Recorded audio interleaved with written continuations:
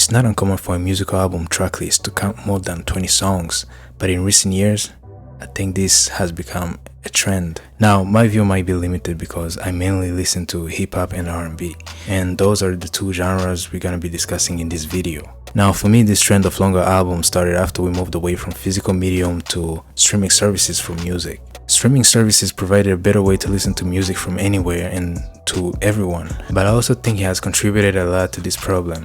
For one, the way streaming numbers are converted into sales push labels to make artists put way more songs than is needed on an album. But we also have artists who've made it a habit to make longer albums. Artists like Drake, Chris Brown, The Game, just to mention a few.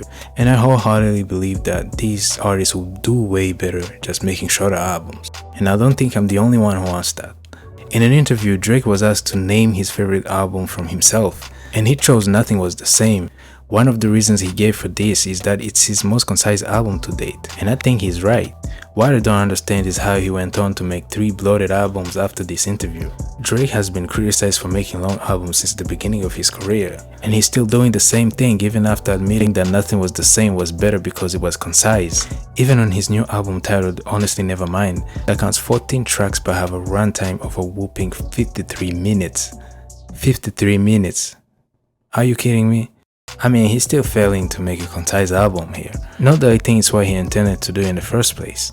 I mean, on this album, he's stretching out the songs for no reason. Long ass intros and outros that go nowhere. I mean, what the fuck is going on here? This is his most unfocused album. To me, at least. And I'm not the only one who thinks this. Chris Brown is another artist who's been making very bloated albums. Heartbreak on a Full Moon counted 44 tracks, and this is not a joke. 44 tracks. And get this, his next one, Indigo, 32 tracks. I mean, it's better, but it's still a big number. And the most recent, Breezy, has 24 tracks. Now that's almost half of Heartbreak on a Full Moon, but it's still a long album considering the material that's on here. Now you can imagine that with an album that has 44, 32 or 24 tracks, most of the songs, they're gonna be the same song repeated over and over again. And Chris Brown had the nerve to be mad at people for not tuning in. But honestly, what is there to tune in for? The Game has the exact same problem. The follow-up to the documentary was a double disc, 18 tracks each disc. He will go on to release 3 albums in 2016 alone. Albums that nobody asked for or even cared for. And he didn't even take a hint, because in 2019 he would release Born to Rap, which he claimed was his last album, which we knew it could never be because this is rap.